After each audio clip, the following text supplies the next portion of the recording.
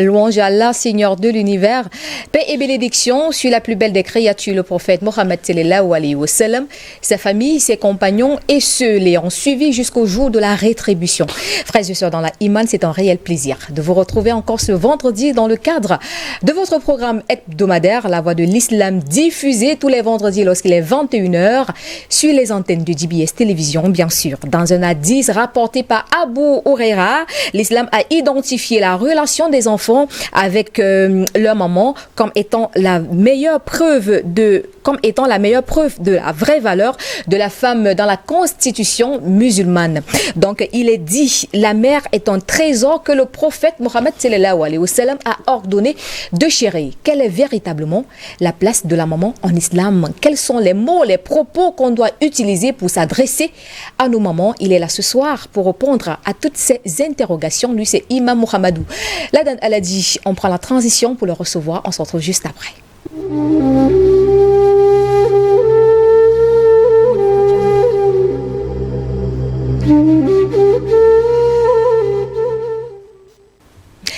Assalamu alaikum, Imam, et bienvenue sur la Voix de l'Islam. Wa alaykum assalam wa rahmatullahi wa barakatuhu à tous nos fidèles téléspectateurs, téléspectatrices qui nous suivent à l'instant. Vous allez bien? Alhamdulillah, je vais super bien. La semaine, elle a été? Alhamdulillah, la semaine elle a été, parce qu'Allah Azza wa Jal, n'est-ce pas, nous a valorisé avec beaucoup de pluie, nous lui rendons grâce. Vous vous êtes occupé de votre maman, de votre belle-mère, les femmes sont à l'honneur, surtout les mamans ce soir. Naam, alhamdulillah, je m'occupe toujours presque chaque jour de ma maman, puisqu'elle est décédée et elle ne cesse de recevoir toujours mes invocations. Qu'Allah Azza wa Jal, n'est-ce pas, lui fasse miséricorde, Amin. Ainsi que mon cher papa, qu'Allah tous les fasse miséricorde comme ils m'ont élevé depuis mon enfance. D'accord. La femme ou la maman n'a pas de jour spécial pour être célébrée, pour être fêtée. Le thème de ce soir est bien sûr la place de la maman en islam. On prend la sourate du jour, on se retrouve juste après.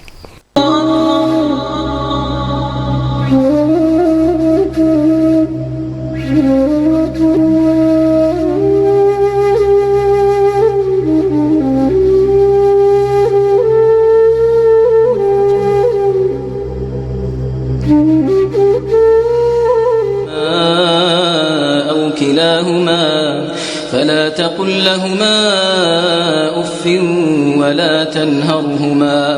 ولا تنهرهما وقل لهما قولا كريما واخفض لهما جناح الذل من الرحمة وقل رب ارحمهما كما ربياني صغيرا ربكم أعلم بما في نفوسكم إن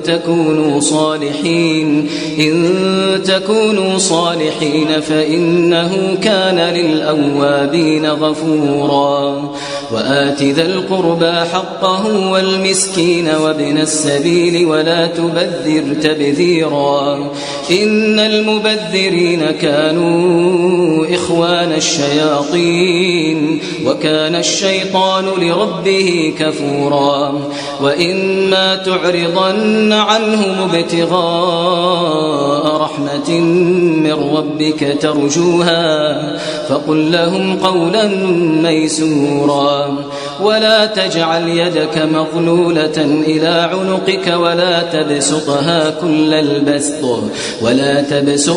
كل البسط فتقعد ملوما محسورا إن ربك يبسط الرزق لمن يشاء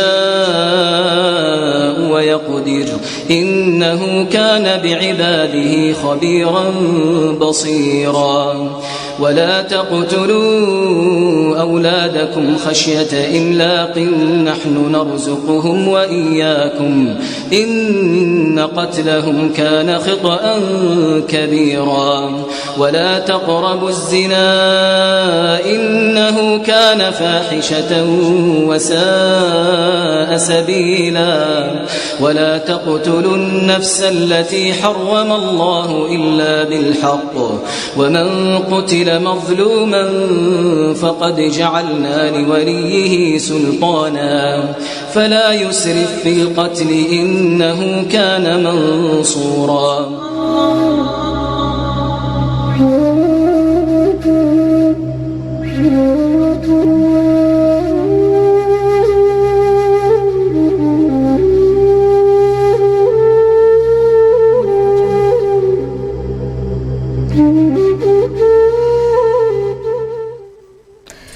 Une sourate qui parle de la vie, qui parle également de la fornication, qui demande de ne pas tuer, de ne pas prendre la vie que Allah a donnée à un être humain. Imam, en quelques mots, bref, un résumé de cette sourate. أعوذ بالله السميع العليم من الشيطان الرجيم والصلاة والسلام على نبينا محمد وبعد السلام عليكم ورحمة الله وبركاته. Toutes les lois sont pour Allah, Allah qui fit des enfants la fraîcheur des yeux de leurs parents et qui fit des parents une porte des paradis des enfants. Prière et salut d'Allah sur le meilleur parent du monde, notre guide et bien-aimé Muhammad sallallahu alayhi wa sallam, de même que sur sa famille, ses compagnons et ceux les ayant suivis sur le droit chemin jusqu'au jour de la réduction des comptes. Sœur Fatima, c'est une sourate avec des versets vraiment très très touchants. D'abord, Allah dit وَقَضَى رَبُّكَ أَلَّا تَعْبُدُوا إِلَّا إِيَّاهُ وَبِالْوَالِدَيْنِ إِحْسَانًا. Allah a décrété de ne l'adorer que lui et lui seul et de marquer une preuve, n'est-ce pas, de bonté, de bienfaisance à l'égard des parents. Et il dit وَإِمَّا يَبْلُغَنَّ عندك الكبر أحدهما أو كلاهما فلا تقل لهما أف. Allah dit s'il venait que les deux ou bien l'un des leurs puisse atteindre la vieillesse auprès de toi, ne les adresse pas une parole, ne serait-ce que ouf. Tu ne dois pas dire ouf à ces deux personnes-là, père et mère. Et Allah Jalla wa Ala dit wa'afil lahuma janaha dhulli min ar-rahma. Par miséricorde, rabaisse l'aile de l'humilité à l'égard de ceux-là et dit wa qur rabbi irhamhuma kama rabbayani saghira. Seigneur, fasse-leur miséricorde comme ils m'ont élevé depuis ma tendre enfance. Et Allah Azza wa Jalla également dans cette sourate, il met l'accent de ne l'adorer sans rien lui associer, de se départir du meurtre et également de la fornication qui sont des plus grands péchés. Donc en résumé, ces versets-là nous enseignent les plus grands péchés que Allah Jalla wa Ala a strictement interdite et parmi lesquelles la désobéissance aux parents. Inch'Allah. Dans la sourate 4, si je ne m'abuse, et dans le verset 36, Allah dit, je cite, adorez Allah et ne lui donnez aucun associé, agissez avec bonté envers vos pères et mères et respectez vos parents, ne pas leur dire de mauvaises paroles. On prend peut-être l'avis du prophète, comment est-ce que ce guide par excellence, là, la plus belle des créatures, vivait en famille. Le reportage est signé Adi Poutou.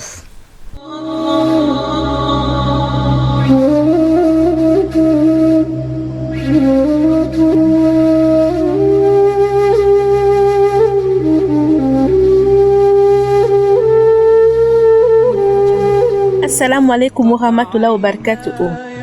Dans l'islam, la famille est le noyau de la société et sa constitution dépend du respect de plusieurs valeurs et éthiques qui règlent la vie entre ses membres. L'islam honore la femme musulmane et la distingue des autres femmes. Mais quand il s'agit de la mère, il la place au sommet. Le prophète Mohammed sallallahu alayhi wa sallam, paix et salut d'Allah sur lui ainsi que sur ses proches, a lié l'entrée au paradis au bon traitement de la maman pour montrer son importance dans la vision islamique de la vie. Prendre soin de sa famille passe alors par l'aise de la maman à qui on doit toute l'existence et l'éducation des principes de la vie. La bénédiction et la satisfaction de la mère sont ainsi des critères primordiaux pour garantie le bonheur et la bonne fin dans l'au-delà. Le père dans la famille musulmane est considéré comme le patron, celui qui devra aboutir aux besoins de sa famille et veiller sur sa solidité en totale coordination avec son épouse. Il est l'exemple parfait de l'homme musulman, leader que ses enfants imitent en général. Ces derniers doivent lui vouer amour et compassion, entretenir un bon langage devant lui, honorer sa personne, obéir à ses ordres et veiller bien sur lui, notamment quand il prend de l'âge, tout comme ils ont intérêt à le faire avec leur mère. En un mot, comme en sang, le fait de désobéir à ses parents est vu par l'islam comme un grand péché et que le Très-Haut sanctionne lourdement. En effet, le prophète Mohammed a très bien expliqué qu'Allah retarde le châtiment de tout péché jusqu'au dernier jour, sauf pour celui qui contredit ses ascendants et les désobéisse. L'islam dans son ensemble donne une grande importance à l'aspect familial qui ne s'établit qu'en sauvegardant les liens de parenté. Il s'agit donc des liens de sang qui imposent des rapports au sein de la grande famille, suivant un ordre de priorité établi selon le degré de proximité. Ceci en témoigne donc de l'importance d'entretenir de bonnes relations familiales et du devoir de leur maintien pour donner l'exemple du bon musulman. La vie du prophète restez des nôtres pour la suite de l'histoire à vendredi prochain, Inch'Allah.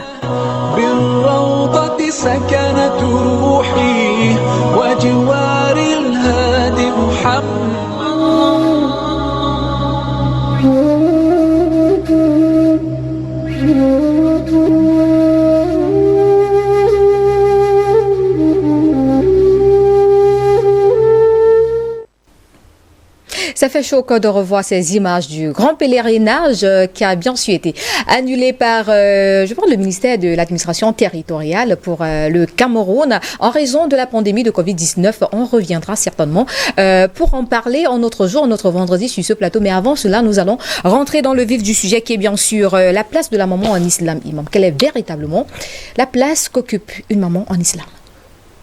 Alhamdulillah, wassalatu wassalam ala nabiyyina Muhammad. Toutes les louanges sont pour Allah, prière et salut d'Allah sur notre prophète, alayhi salatu wassalam. Quand on parle de la maman, c'est être la chair, c'est ce trésor précieux que nous avions de la vie. Et la maman en islam également, c'est la clé qui ouvre la porte du paradis. Parce que le prophète alayhi salatu wassalam, il dit Al-Jannatu min tahtil aqdami ummahat.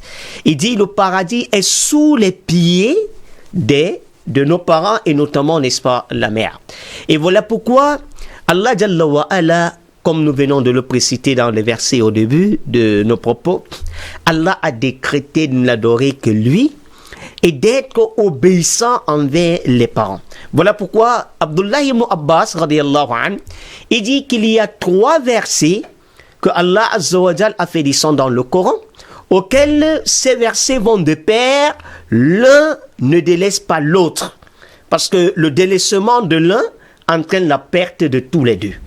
Il dit, le premier verset, wa ati'u Allah wa ati'u Rasul, obéissez à Allah et obéissez au messager. Tu ne peux pas obéir à Allah et délaissant le messager d'Allah, alors cela ne te sera pas accepté. Et il dit, accomplissez la prière et donnez l'aumône légal. Tu ne peux pas accomplir la prière et tu refuses de donner l'aumône légal, alors toute cette prière sera nulle. Et Allah dit, il dit, être reconnaissant envers moi, Allah, et bien sûr reconnaissant envers les parents.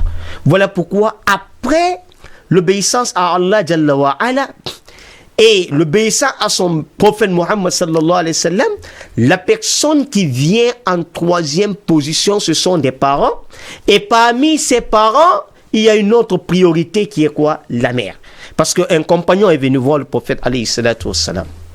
Il dit, Ya Rasulallah, ô messager d'Allah, entre papa et maman, à qui dois-je plus de bonté ou encore plus de bienveillance? Alors le messager d'Allah, il lui dit, ta maman. Il repart et il revient. Il dit, Ya Rasulallah, entre papa et maman, j'ai dit, à qui dois-je plus de bonté, plus de bienfaisance?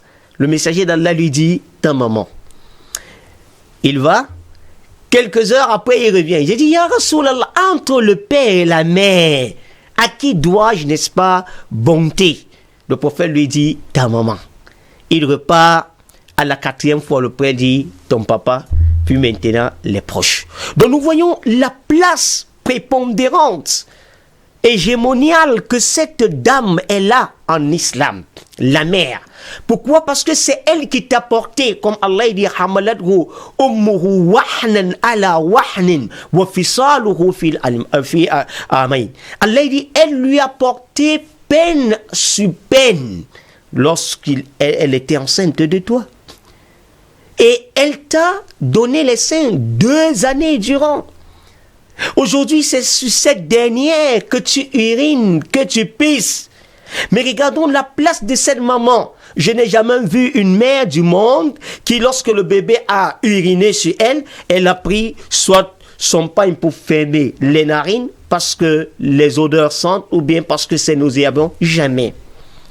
Aujourd'hui, pendant que tout le monde, en saison pluvieuse telle que nous sommes aujourd'hui, Fatima, cette dernière, tout le monde est en train de dormir, en train de ronfler, de gémir, mais cependant, cette dernière, lorsque tu te réveilles, c'est elle qui s'occupe de toi. Tout ce qu'elle a comme cadeau, comme recette, elle se bat aujourd'hui pour faire de toi quelqu'un. Et par moments, nous allons voir l'amour ardent qu'une mère a envers son enfant. De telle enseigne que parfois, quand on divorce même d'une femme, Allahu Akbar, dans la législation islamique, à 7 ans, l'enfant revient au père. Dans la législation républicaine de notre pays, le Cameroun, à 7 ans également, la loi entérinée, la loi islamique, alors l'enfant revient chez le père. Mais la mère préfère se battre en vendant soit les bouts d'acassa ou encore le beignet, juste parce qu'elle veut éduquer, élever, payer la pension, donner une bonne éducation, n'est-ce pas, à cette dernière. Voilà pourquoi cette dernière détient une place prépondérante en islam et c'est le trésor de la vie de l'être humain. Et elle est capable, n'est-ce pas, d'ordonner et tu dois obligatoirement suivre ces ordonnances tant que cela ne vient pas friser l'ordonnance d'Allah Jalla wa Ala. Voilà pourquoi Abu Darda, radiyallahu anhu, un compagnon du prophète, il dit, un homme vient le trouver en disant, Ya Abu Darda, c'est un compagnon du prophète. Il dit, ma mère m'ordonne, n'est-ce pas, de divorcer de ma femme, elle est belle, masha'Allah, je l'aime ardemment, mais maman m'ordonne de divorcer. Abu Darda le regarde et lui dit, j'ai entendu le prophète sallallahu alayhi wa sallam, il dit que les parents, et notamment les mamans là, c'est eux qui sont la moitié de la porte du paradis. Si tu veux, tu rétrécis cette porte, ou bien si tu veux, tu élargis, n'est-ce pas, largement cette porte pour que tu y entres. Alors, cela revient à dire quoi? La maman ou le papa peuvent t'ordonner de divorcer de ta femme sans aucune raison valable et tu es appelé, n'est-ce pas, à divorcer de ceux. Parce qu'il faudrait, n'est-ce pas, absolument suivre leurs ordonnances. C'est ça la place de la mère en islam. C'est ça la place que Allah Jalla wa Ala a réservée, n'est-ce pas, à cette dernière quoi, en islam.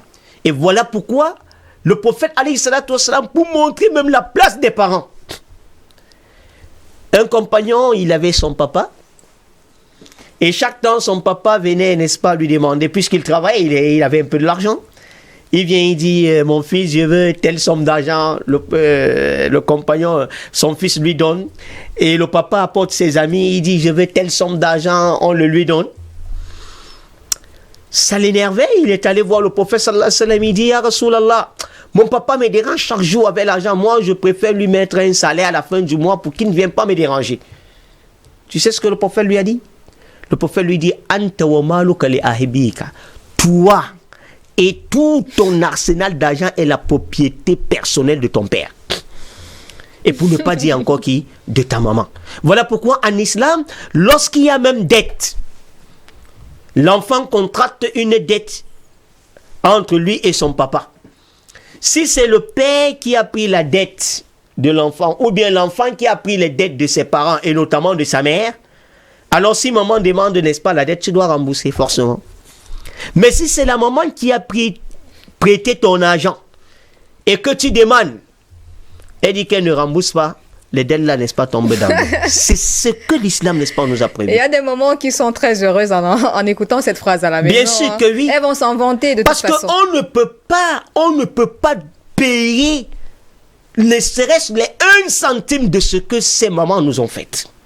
Voilà pourquoi à l'époque, n'est-ce pas, de Omar ibn Khattab, si je ne m'abuse, il y a un compagnon, non, c'est Abdullah ibn Omar, à son époque, il y a quelqu'un qui a pris sa maman, il commence à faire le tawaf, la circumambulation autour de la Kaaba. Il vient trouver Abdullah ibn Omar, il dit, Masha'Allah, vraiment, tu as vu, depuis des kilomètres que j'ai pris ma mère sur le dos, je suis venu, j'ai fait, n'est-ce pas, tout le travail, le rite du pèlerinage avec ma maman, mais est-ce que j'ai déjà payé, au moins, j'espère que j'ai déjà payé au moins tout ce qu'elle a souffert pour moi. Abdullah ibn Umar lui dit, ne serait-ce qu'un seul souffle, au moment où elle t'enfantait, les douleurs de l'accouchement, le gémissement que poussait ta maman, pour le faire, tu n'as pas encore payé un. Seulement, tu as fait une bonne œuvre. Et c'est une petite œuvre, mais Allah te récompensera encore. C'est ça la place de la maman. Inch'Allah. Ta mère, si tu savais ce qu'elle détient sur toi, un droit éternel, tout ce que tu peux lui donner ou tout ce que tu as eu à lui donner ne pourra jamais récompenser le souffle de vie avec l'accord bien sûr d'Allah Azawajal qu'elle a pu te donner. Donc la maman est un être à ne même pas comparer. La maman est un être, je vais dire, unique. Exact. Elle est unique. On ne remplace pas de mère. La mère, elle est unique à son genre. Qu'elle soit ta belle-mère, raison pour laquelle on demande aux belles filles de respecter leur moment de leur belle-mère comme si elles étaient véritablement leur propre mère. Imam, comment est-ce qu'on doit se comporter avec notre maman? Allah Jalla wa Ala, il nous a, n'est-ce pas, donné des moyens de nous comporter, n'est-ce pas, envers nos parents. Allah, il dit, إما يبلغن عندك الكبر أحدهما أو كلاهما فلا تقل لهما أف ولا ترحمهما. Allah dit, si l'un des deux, père et mère, venait à vieillir auprès de toi, ou encore tous deux, alors ne les dis pas ouf. Vous saviez, le ouf, c'est le diminutif du qualificatif que Allah a utilisé, n'est-ce pas? Tu sais, il n'y a pas un diminutif, c'est-à-dire qu'il soit plus infime que ouf. Le fait que ta maman te parle, tu dis ah, ouf. Allah dit ne leur adresse pas ainsi et ne leur brusque pas. Le meilleur comportement envers sa maman, c'est premièrement lorsque tu te réveilles. Tu dois l'adresser la salam. Tu dois saluer quoi? Ta maman. C'est une obligation. Et lorsqu'elle t'ordonne de faire quelque chose, tu dois exécuter cette chose-là. Sans toutefois chercher le pourquoi. À moins que ce soit ce dont elle t'exécute, vise, n'est-ce pas, la désobéissance d'Allah, c'est là où tu ne dois pas, n'est-ce pas, l'obéir.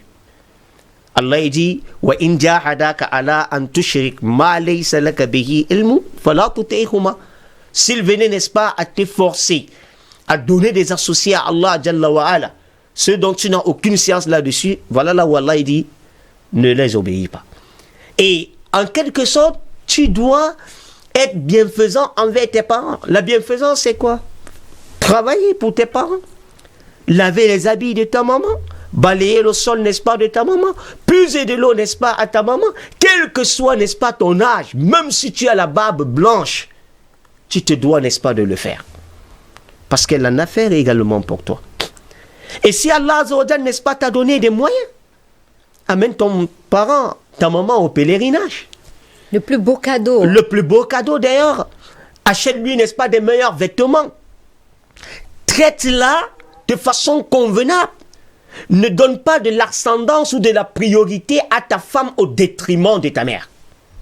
Parce qu'à l'époque du prophète sallallahu alayhi wa sallam, dans le livre Al-Kaba'ir du imam al-Zahabi, rahimahullah, qu'Allah lui fasse miséricorde, dans ce livre, dans le chapitre Babu Birrul Walidain, c'est-à-dire le chapitre qui traite l'obéissance aux parents. Il a apporté un hadith auquel, à l'époque du prophète sallallahu alayhi wa sallam, il y avait un compagnon qu'on appelait Alqama. Alqama, c'était quelqu'un généreux, c'était quelqu'un pieux, il aimait trop faire de prières, il aimait beaucoup gêner, il aimait donner des sadaqas, des cadeaux, des dons, des présents. Un jour, il est tombé malade, gravement. Il a envoyé sa femme aller informer le prophète alayhi salatu wassalam. Lorsque sa femme a informé le prophète, Ya Rasulallah, voilà Alqama qui est dans la gravité de la maladie. Alors le prophète a envoyé Ammar, radiallahu anhu, ses compagnons. Il a envoyé Suhaybatul Rumi, radiallahu anhu, et Bilal bin Rabah, radiallahu anhum ajma'in. Qu'Allah les agrée tous. Amen. Lorsqu'ils sont allés, vous saviez, quand on trouve quelqu'un déjà dans l'agonie, ce que le prophète a recommandé, c'est de lui faire prononcer la profession de foi, la ilaha illallah. Ils ont commencé à dire à Alqama, la ilaha illallah, ils n'arrivaient pas à prononcer cela. Alors, lorsqu'ils ont vu déjà presque sa chute, alors ils ont envoyé un émissaire en disant, allez informer le prophète de la situation de Alqama. Lorsqu'ils sont allés informer le prophète alayhi salatu wassalam a demandé, est-ce que ses parents sont en vie? On dit, non. Seulement, c'est sa mère seule qui est là. Le prophète dit, allez dire à sa mère que le prophète d'Allah l'appelle. Si elle ne peut pas venir, alors le prophète pourra se déplacer. Elle a dit non, elle se déplace. Lorsqu'elle est venue, le prophète lui dit, ô toi maman, quel est ton comportement avec ton fils Alqama? Comment il est? Elle dit non, masha'Allah, il est généreux, il est pieux, il prie beaucoup, il fait la sadaqah, masha'Allah. Elle dit non, moi je voudrais savoir la relation entre toi et lui. Elle dit, wallahi ya Rasulallah, j'ai un problème, je suis en colère contre Alqama. Le prophète lui dit pourquoi? Il dit parce qu'il a privilégié sa femme à mon détriment. Le prophète sallallahu alayhi wa sallam dit pardonne donc à ton fils. Parce que là, il est entre l'enfer entre le paradis et l'enfer. Entre le paradis et l'enfer. Alors, elle tendait, n'est-ce pas, de jouer un peu. Le prophète a dit à Bilal, cherchez-moi le bois sec, allumé. Elle dit, mais pour faire quoi? Elle dit non, pour prendre ton fils Alqama et jeter dedans. Elle dit, Ya Rasulallah, c'est mon fils. Puis le messager d'Allah dit non. Mais si toi tu ne lui pardonnes pas ta colère que tu as à son égard, s'il meurt, sache qu'il va directement en enfer. Et dans un parce feu que, voilà, dans un feu plus ardent que ce feu auquel je recommande. Elle dit, Wallahi ya Rasulallah, je te prends à témoin ainsi que tous ceux qui sont présents et les anges présents, que j'ai pardonné à mon fils Alqama. Dès que le compagnon arrivait à la porte, ils ont compris, Alqama prononçait la profession de foi, la ilaha illallah, il est décédé. Dès qu'il a décédé, le prophète, lorsqu'il est allé à l'enterrement de Alqama, après avoir enterré, le prophète a fait un discours. Et parmi les discours, il dit, Ya ma'ashar al-muhajirina wal-ansar, ô vous communauté des émigrés de la Mecque et les habitants de Médine, sachez dès aujourd'hui que quiconque donnera de la prééminence sur sa femme au détriment de sa mère, alors qu'il sache que ses actes surérogatoires et ses actes obligatoires ne seront acceptés par Allah Jalla wa Ala et que l'enfer sera, n'est-ce pas, sa destination. Voilà pourquoi nous devions traiter nos parents et notamment la maman avec beaucoup de tact, avec beaucoup de respect. Lorsqu'elle parle, on ne doit pas lever les yeux sur elle. Zaynul Abidin radiyallahu anhu, qui était le petit-fils du prophète, le fils de Ali ibn Abi Talib radiyallahu anhu, le 4e calife de l'Islam. On lui a dit, il dit qu'il n'aime pas souvent manger avec ses parents. On lui dit, mais pourquoi, ya Zaynul Abidin? Il dit, j'ai peur de manger avec ma maman, de tel enseigne, il peut s'avérer qu'il y ait de la viande dans l'assiette et que je prenne cette viande alors que son regard a été figé, posé sur cette viande et que peut-être elle a eu envie et que, n'est-ce pas, je blesse l'envie de ma maman. Raison pour laquelle je ne mange pas avec mes parents. Et on dit, lorsqu'il sortait avec ses parents, vous saviez, c'était une péninsule, la péninsule arabique, c'était une péninsule désertique, c'était dans le désert. On dit, lorsqu'il campait quelque part avec ses parents, soit avec sa maman, et qu'il trouvait quelques trous à côté, lui, Zaynul Abidin, il allait d'abord mettre sa main dans le trou. Il enfonce son pied dans le trou. On lui dit, pourquoi tu agis ainsi? Il dit, j'agis ainsi, de telle enseigne que s'il y a un scorpion ou bien un animal venimeux, un serpent, que cela puisse d'abord me mordre, que cela, avant que cela n'atteigne, n'est-ce pas, ma propre mère. Voilà comment est-ce que on doit se comporter avec qui? Avec nos parents. Mais imam, s'ils sont vieilles, on ne doit pas être des musulmans occidentalisés. Parce que l'Occident a besoin encore d'une éducation. Le fait de dire, tu prends ta maman pour aller jeter, n'est-ce pas, dans, comment ils appellent ça? Dans une maison. Dans une maison, n'est-ce pas, de retraite. Là, voilà. Tu dois, n'est-ce pas, obéir à ta maman. Et alhamdulillah, moi je connais une famille, Abouna Moussadi. Pourquoi me cacher? C'est ma marade qu'on la connaît, n'est-ce pas, Oumma. Abouna Moussadi ici. Parce que c'est beau de vanter, n'est-ce pas, les mérites, n'est-ce pas, de ceux qui font dans le bien. Ma marade, celle qui est la fondatrice de l'école, n'est-ce pas, Madrasatul Nour l'Islam, auquel je donne des cours, n'est-ce pas, Abouna Moussadi, ses enfants. Ce sont des femmes mariées qui ont des grands enfants, mais wallahi, ces sœurs-là, elles viennent chaque dimanche à la maison familiale. Elles prennent la permission chez leur mari. Pourtant, il y a des enfants à la maison. Elles prennent les habits de leur papa, ainsi que celui de leur maman. Elles lavent, elles balayent le sol, elles font tout. Voilà comment est-ce qu'on va traiter, n'est-ce pas, nos parents, afin de chercher la bénédiction de ceux-là. Et même ici, si on est face aux mamans mécréantes, aux mamans qui ne prient pas, aux mamans qui volent, parfois on dit des mamans sorcières, qui ne veulent pas le bien de leurs enfants, comment est-ce qu'on se comporte? Alhamdulillah, quand vous parlez de cette question, Sœur Fatima, je suis un peu choqué. Parce que ce matin, j'ai reçu dans les réseaux sociaux une vidéo auquel il est dit qu'un soi-disant pasteur, oui, qu'un soi-disant pasteur a dit à certains enfants que leur maman est sorcière et ainsi ils sont allés brûler leur maman vif. La hawla wa la quwwata illa billah. Inna lillahi wa inna ilayhi raji'un. Brûler leur maman vif parce qu'on a dit, le pasteur a osé dire que leur maman est sorcière.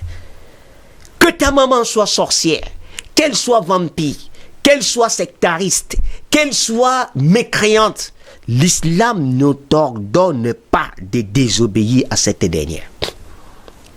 Même si ta maman doit te frapper, elle doit t'insulter, tu dois faire preuve de quoi? De patience. Parce que c'est ton paradis. C'est quoi? C'est ton paradis.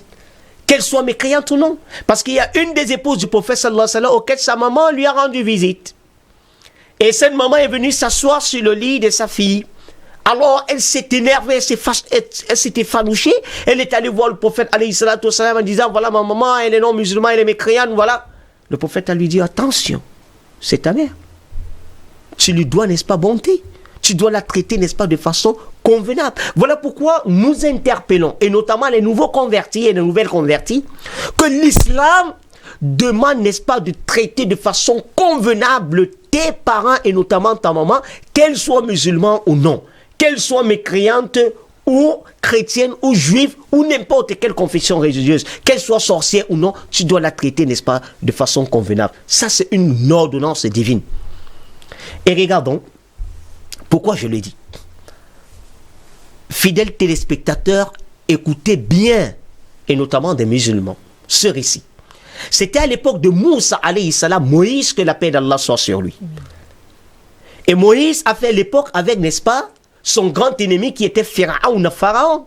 Nous savions Pharaon, c'est le plus rebelle, le plus récalcitrant, le plus têtu, celui même qui a autoproclamé la divinité. Il est dit, Ana rabbukumul a'ala, je suis votre Seigneur le Très-Haut. Mais qu'est-ce qui se passe? Moïse, pour libérer les enfants d'Israël, ensemble avec son frère Haroun, alayhi salam, Aaron, que la paix d'Allah soit sur eux tous deux. Alors, Moïse et Aaron ont fait une mauvaise invocation contre Pharaon.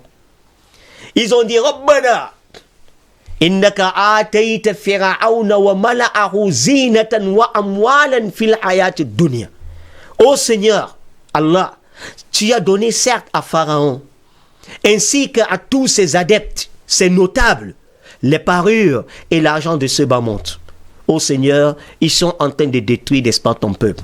Seigneur, serre leur cœur, scelle leur cœur de telle enseigne qu'ils ne croiront pas en toi jusqu'à ce qu'ils aient vu le châtiment avilissant.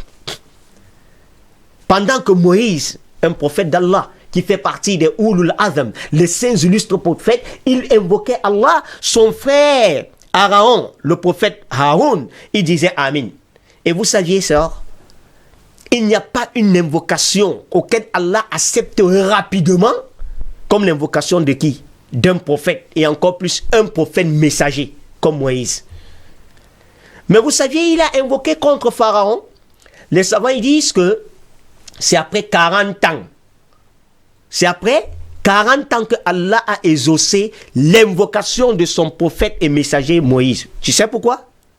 Chers téléspectateurs, vous saviez pourquoi?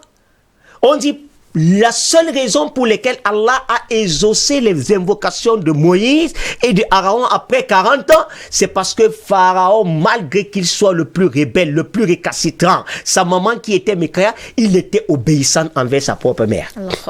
Pharaon était obéissant envers sa propre mère. Et il est dit que pendant que Moïse et Aaron faisaient leur doua, la mère de Pharaon, et c'est elle qui l'excitait même, n'est-ce pas, à faire le mal, à tuer les enfants d'Israël, à faire tout ce qu'il faisait, elle était aussi, n'est-ce pas, en sa compagnie, elle cautionnait ce qu'il faisait. C'est elle était mécréante. Mais elle aussi, elle invoquait Allah et dit, Ya Allah, ne me montre pas la destruction de mon fils sur mes yeux. On dit c'est après 40 ans, le jour où la mère de Pharaon a décédé, que Allah a exaucé les prières de Moïse. Mais regardons, c'est une mécréante. Mais nous voyons combien les invocations de la mère de Pharaon, Allah a accepté cela au détriment de qui? De l'invocation de ces prophètes de Dieu. Juste pour nous montrer la place qu'a cette femme-là en islam. La place de la mère. Pour celui qui connaît la place de cette dernière, Ya Allah, il ne devrait même pas s'amuser avec elle. Aujourd'hui, si moi, personnellement, qui vous parle, je suis ce que je suis, c'est grâce à maman. J'ai perdu mon papa à 10 ans. Mon maman, elle a fait tout pour moi. Cherchons la bénédiction de nos parents. Comportons-nous, n'est-ce pas, de façon convenable. Moi, à la fleur de mon âge, je travaillais. Je ne le dis pas, excusez-moi, je ne le dis pas pour vanter mes mérites. Je sortais à l'époque, on fréquentait 2 fois. On rentre à midi pour rentrer à 14h et de 14h pour rentrer à 17h. À midi, je rentre, il faudrait que je prenne, n'est-ce pas, de quoi aller vendre. Les beignets avec les bouts d'akassa pour aller vendre, n'est-ce pas, en dehors. Et le week-end, j'ai travaillé, je lavais les colas pour ceux qui me connaissent. Pour aussi donner quoi? De quoi, n'est-ce pas, boire le déjeuner à ma maman. Soyons obéissants envers nos parents. Et si on aura, n'est-ce pas, le bonheur de la vie, on aura, n'est-ce pas, la félicité dans la vie, on aura le salut dans notre vie. Non. Après ceci, il y aura des personnes, oui, il y a des personnes qui oseront lever le ton sur leur maman, oseront dire à leur maman, tu ne mérites pas mon salaire, ma femme avant tout, mes épouses avant tout, tu viens en dernière position. Pourtant, le messager d'Allah a ordonné de chérir nos mamans, parce que, pour ne pas dire comme un artiste a dit, ce sont nos dieux sur terre, mais attention, la maman a une place irremplaçable. Alors, Imam, ici, quels sont les mérites de la maman? Déjà, premièrement, une mère, c'est celle-là qui a mis au monde les prophètes de Dieu. Les prophètes de Dieu ne sont pas venus par le canal d'un homme. Ce n'est pas le canal, n'est-ce pas, de ceux-là qu'on appelle nos mères. L'homme le plus riche du monde aujourd'hui, il est venu, n'est-ce pas, au monde grâce à une mère. Le plus grand savant est venu au monde grâce à qui? À une mère.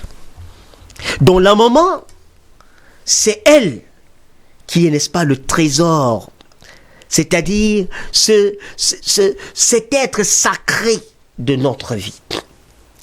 La maman, c'est celle qui fait le bonheur de l'être humain. Parce que le messager d'Allah, il dit Ridallah min ridal walidayn wa sa'tullah fi sa'tul walidayn. Le messager d'Allah, il dit la satisfaction d'Allah est avec la satisfaction des parents. Si ta mère est satisfaite de toi, sœur Fatima, toi qui m'écoutes, Wallahi, c'est que Allah également est satisfait de toi. Mais une fois que ta maman est en colère contre toi, tes parents, alors sache que tu encours la colère d'Allah Jalla wa Ala.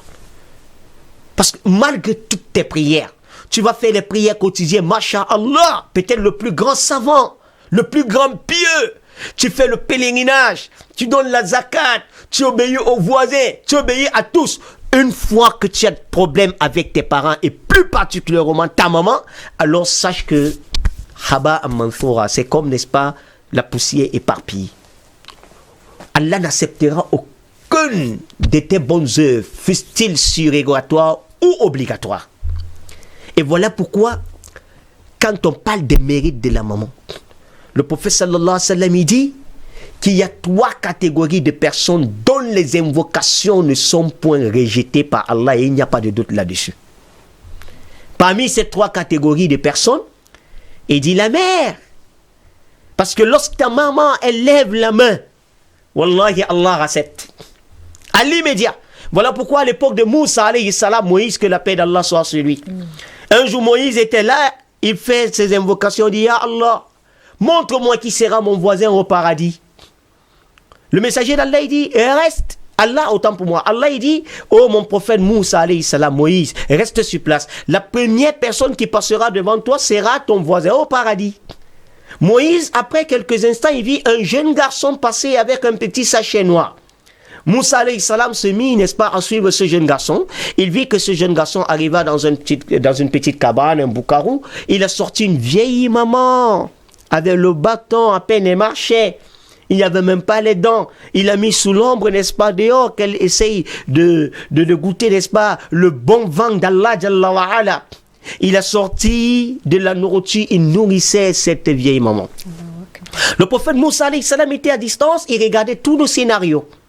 Alors, lorsqu'il a fini, sa maman a levé les mains, elle a invoqué pour cet enfant. Au chemin de retour, Moïse, que la paix d'Allah soit sur lui, intercepte ce jeune garçon.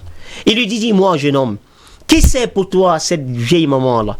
Il dit, Hiya ummi, c'est ma maman. Il dit, mais attends, ta maman? Il dit, naam. Je t'ai vu la nourrir, il dit, naam, je fais cela depuis des années. D'ailleurs, elle m'en a aussi fait. Il dit, mais j'ai vu, elle a levé les mains, elle invoquait Allah pour toi. Quelle invocation elle faisait pour toi? Lui ne sait pas que c'est le prophète Moussa alayhi salam. Il ne sait pas que c'est le prophète Moïse. Il dit non, cette invocation c'est un secret entre ma maman, moi et Allah. Il dit donc pas Allah, dis-moi quelle était l'invocation qu'elle te fait. Il dit mais puisque tu as dit pas Allah, il dit ma maman n'a cessé depuis que je fais ce travail. Sa seule invocation, il dit ya Allah, fasse que mon fils soit le voisin de Moïse au paradis. Fasse que mon fils soit le voisin de Moïse au paradis. Puis Moussa alayhi salam lui dit tempo, réjouis-toi. La bonne annonce c'est que moi, c'est moi le prophète Moussa alayhi salam. Tout à l'heure, je venais d'invoquer mon Seigneur, qu'il me montre qui sera mon voisin au paradis. Et puis Allah m'a dit, reste, la première personne à passer sera ton voisin au paradis. Et jeune homme, tu fus la première personne à passer. Et Inch'Allah, tu seras dans mon voisin au paradis. Allah a-t-il exaucé l'invocation de la mère ou il ne l'a pas exaucé? Il a exaucé, bien sûr, pour comprendre les mérites de cette femme. Ayyuha al-mustami'oun al-kiram, toi qui m'écoutes, mon frère, nous tous nous connaissons Abdurrahman Soudès, le imam de la Mecque. Alhamdulillahi Rabbil Alamin, Ar-Rahmanir Rahim. Tout le monde connaît qui est Soudès. Beaucoup des enfants des musulmans portent le nom de Abdurrahman Soudès. Celui qui a une voix mélodieuse, une voix angélique dans la lecture du Coran al-Karim, auquel dans les portables du monde aujourd'hui retentit, n'est-ce pas, la voix de Abdurrahman Soudès. Alors qu'il était dans une interview, on lui dit, Ya Abdurrahman Soudès, peux-tu nous dire comment Allah Jalla wa Ala a pu te propulser afin d'être le imam de la Kaaba de la Mecque, auquel tu diriges des millions et des millions de personnes ressorties dans tous les coins et dans toutes les sphères, dans tous les pays du monde? Il dit wallahi, c'est grâce à l'invocation de ma mère. Il dit j'ai perdu mon papa à la fleur de mon âge. À 10 ans déjà, j'étais déjà un hafiz du Coran, j'avais mémorisé le Coran. Ma mère me disait toujours, Ya Abdurrahman Soudès, mémorise le Coran et j'invoque Allah afin que tu sois le imam de la Mecque. Il est ou il ne l'est pas? L'invocation de la mère, cela fait partie des mérites de qui? De la maman. Donc si tu veux avoir le bonheur, que ce soit dans ton boulot, que ce soit avec ton épouse, que ce soit dans tes activités, alors sois obéissant envers la maman. Parce que la désobéir, c'est la malédiction. Le prophète sallallahu alayhi wa sallam dit La'anallahu al-a'ul walidayn. Allah a maudit toute personne qui désobéit à qui? À ses parents, et notamment qui? La maman. Quel que soit tout ce qu'on peut amasser comme bien, on ne peut pas lui donner les 1 centime de ce qu'elle a fait pour nous. Elle ne dormait pas quand nous ne dormions pas, quand nous étions bébés, quand tout le monde dormait. Et regarde, on a uriné sur elle. Pendant qu'il y a fête, la ilaha illallah mon frère, la ilaha illallah ma soeur. Quand il y a fête, tu t'es embelli, ma soeur Fatima, comme tu l'es aujourd'hui. Mon frère, ma soeur, comme tu l'es aussi. Et puis ta maman vient maintenant, reste sur ta cuisse, elle urine. La ilaha illallah. Peut-on supporter cela? Tandis qu'elle, elle a supporté. Voilà pourquoi Allah dit Fala taqul lahuma uffin, ne les dis pas ouf. Wala tarhamhuma, ne les brusque pas. Ne les brusque pas. Parce que c'est elle qui est, n'est-ce pas, le paradis. Et je chute en disant, pour parler des mérites de la maman. Le prophète Allah Azza wa Jal a apporté une sourate dans le Coran qu'on appelle Souratul A'araf. Souratul A'araf, c'est la 7e sourate du Coran selon la chronologie, si je ne m'abuse. On a demandé à Abdullah ibn Abbas, radiallahu anhu, A'araf là, ça veut dire quoi? C'est quoi Al-A'araf? Il dit, Al-A'araf, c'est un lieu situé entre l'enfer et le paradis. Mais c'est un lieu quand même de délices. Il y a des rivières, des ruisseaux, de lait, des bons arbres, masha'Allah. Tout est beau, tout est luxueux. Il y a plein de commodités sur ce petit mont-là. À Araf, situé entre le paradis et l'enfer.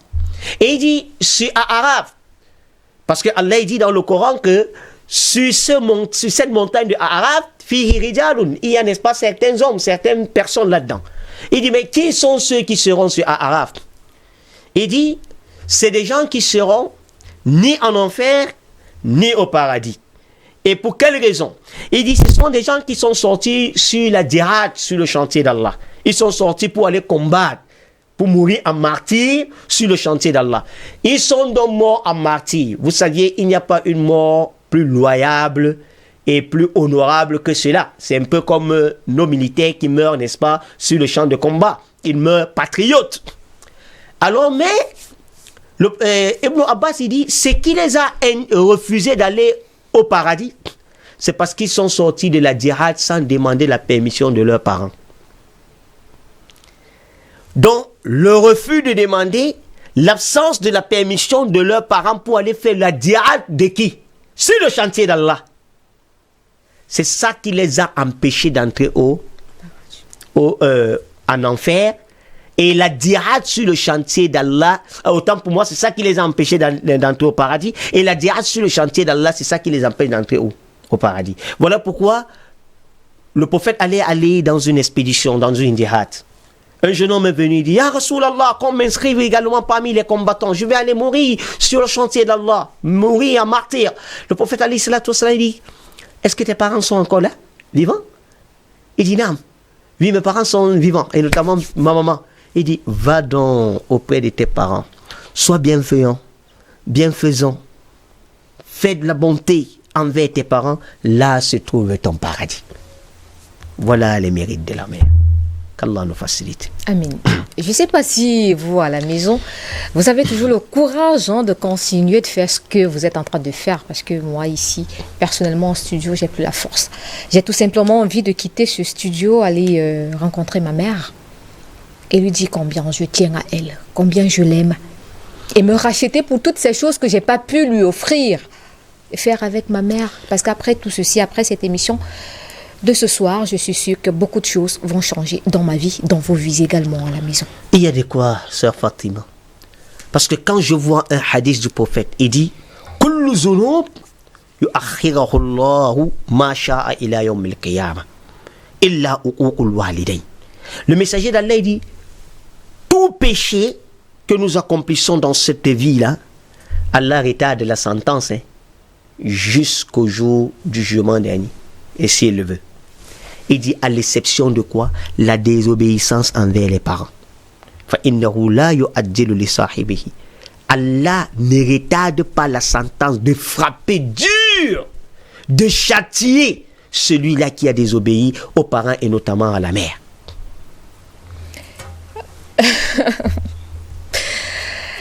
Avec le concours de la réalisation, on va prendre peut-être une dernière question pour partir ce soir, parce que nous ne savons pas pour quelle raison ce thème a été évoqué ce soir, mais franchement, je suis sûre qu'il a touché plus d'une personne. Alors, Imam, comment doivent se comporter ces personnes-là qui ne vivent plus avec leurs parents, qui ont perdu leur maman, des orphelins en fait? Dame, déjà, je profite pour rendre encore un vibrant hommage à ma maman, Khanima, qu'Allah lui fasse miséricorde, ainsi que mon papa Hassan Ladan, qu'Allah lui fasse miséricorde. Ça, c'est le premier comportement, d'invoquer Allah Jalla wa Ala pour tes parents. Parce qu'un compagnon est venu voir le prophète alayhi salatu wa salam, il dit: Ya Rasulallah, inna abwaya qadamat. Ô messager d'Allah, mes parents sont décédés. Mais bien qu'ils soient décédés, est-ce qu'ils ont encore des droits jusqu'aujourd'hui envers moi? Alors, le prophète a dit: si tes parents ont des droits encore sur toi, il dit: Ya Rasulallah, quels sont donc les droits de mes parents? En d'autres termes, comment me comporter avec mes parents qui sont dans la tombe présentement? Le messager d'Allah dit: Ad-du'a wa istighfar lahuma. Demande, implore le pardon pour eux auprès d'Allah. Fais-les des doigts, beaucoup, n'est-ce pas, d'invocations. Et lorsque nous regardons le Coran al-Karim, Allah a éduqué l'ensemble de ses messagers. Je parle bien des messagers pour ne pas dire nous. À invoquer pour leurs parents. Lorsqu'on rentre Noé, le premier messager d'Allah, Nuh alayhi salam, il invoquait Allah pour ses parents. Il dit: Rabbin firli wali walidayya wali man da'ala baytiya mu'minan walil mu'minina wal mu'minat. Il dit: oh Seigneur, pardonne-moi ainsi que mes pères et mères et tout croyant qui entrera dans ma maison, ainsi que tous les croyants et les croyantes. Lorsqu'on regarde Abraham, que la paix d'Allah soit sur lui, Ibrahim alayhi salam, il a invoqué pour son papa quand il était vivant. Je répète bien, quand il était vivant. Parce qu'en islam, le musulman ne peut pas invoquer pour son papa qui n'était pas musulman. Mais en vie, il doit invoquer pour lui. Il dit: Rabbim firli wali walidayya walil mu'minina yawma yaqumul hisab. Le prophète Abraham, il a invoqué pour son papa. Le prophète Moïse également a invoqué pour ses parents. Rabbi awzi'ini an ashkura ni'mataka allati an'amta alayya wa ala walidayya wa an a'mala salihan tarda wa aslihi li fi zurriyyati inni tubtu ilayka wa inni minal muslimin. Donc nous voyons la première attitude que le musulman doit avoir à l'égard de ses parents qui ne sont pas en vie, c'est d'invoquer Allah, implorer le pardon pour eux. Deuxièmement, si Allah t'a facilité des moyens, alors accomplis le pèlerinage et la Umrah pour tes parents s'ils ne l'ont pas fait. Mais les savants ils disent: il est préférable que tu commences d'abord par pour toi personnellement, et puis après pour tes parents. Ça fait partie de l'attitude qu'on doit adresser à l'égard de nos parents qui sont décédés. Et troisième des choses, tu peux faire des sacrifices. Immoler peut-être un chameau, ou bien un bœuf, ou bien un mouton, ou bien un coq, masha'Allah, en sacrifice pour ma mère. On n'attend pas seulement les 3e jours, ni les 7e jours, ou les 40e, ou les 100e, ou les 1 an du décès, n'est-ce pas, des parents pour pouvoir le faire. D'ailleurs que les 3e, 7e, tout cela fait partie de la bid'a, c'est-à-dire de l'innovation. Le prophète n'a jamais fait. Atiya radiyallahu anha dit: لا يحل لامرأة تؤمن بالله واليوم الآخر أن تهد فوق 3 أيام إلا على زوج 4 أشهر وعشرة. Atiya, une compagnon, a dit: il n'est pas permis à toute femme qui croit en Allah et au jour dernier de porter le deuil. Elle n'a pas dit la sadaka du deuil. De porter le deuil. Tu viens rester au deuil. Ou bien attendre, n'est-ce pas, les condoléances au-delà de 3 jours. Sauf le deuil de ton mari que tu feras 4 mois, 10 jours de veuvage. Voilà pourquoi nous disons: si Allah t'a donné les moyens, fais des sacrifices pour ton parent. Les hadiths sont venus, le prophète sallallahu alayhi wa sallam, Aïcha a dit: je n'ai jamais été jalouse d'aucune de mes épouses comme je l'étais, n'est-ce pas, pour le messager d'Allah. Donc on doit faire des sacrifices pour nos parents et on doit respecter les amis des parents et maintenir les liens de parenté comme le prophète l'a dit. Ainsi donc, voilà l'attitude qu'on doit avoir à l'égard de nos mamans et de nos papas qui ne sont pas en vie. Maintenir les liens de parenté. Quelques salams pour partir, Imam. Nam, alhamdulillah, je commencerai, n'est-ce pas, ma salam à tous les musulmans et musulmans, n'est-ce pas, du monde, à tous nos frères en Adam et en Adam, n'est-ce pas, et nos sœurs aussi également en Adam. Et un salam particulier, n'est-ce pas, à tout l'ensemble, n'est-ce pas, de l'équipe technique qui nous accompagne et notamment également son directeur général, monsieur Marc Ouessou. Et je ne passerai pas à côté également sans toutefois adresser ma salam particulier également au PDG, n'est-ce pas, Ali Babatampoulo, Inch'Allah, ainsi que toute la cohorte qui, si je ne dis pas une salam, je serai, n'est-ce pas, pris à crédit. Salam à Oumoul Fawzan, à ma belle famille, n'est-ce pas, de Banga, à toute, n'est-ce pas, ma famille du côté de Njombe et notamment mon père, Malem Issout Allah-di, imam central de la ville de Njombe. Allez, voilà, vous savez tout ce qui concerne la maman en islam, quelle place elle occupe, comment est-ce qu'on peut faire pour rendre notre maman heureuse ou étant en vie ou décédée déjà. Une grosse équipe s'est mobilisée pour vous donner le meilleur de cette émission, parmi lesquelles des mamans également. Mais on va commencer à la post-production qui a été assurée par Jires Ndé, à la diffusion Yann Aristide Minti, le cadrage d'Alebiaz assisté par Constantin Nundonki, au son Sandra Ebodé également avec Nicolas Olomo, celle-là qui nous fait le plaisir, une maman, de réaliser ce programme. Georgette Jimdo, assistée par McDonald Tombo. On se retrouve vendredi prochain avec un nouveau thème lorsqu'il sera 21h. Au revoir.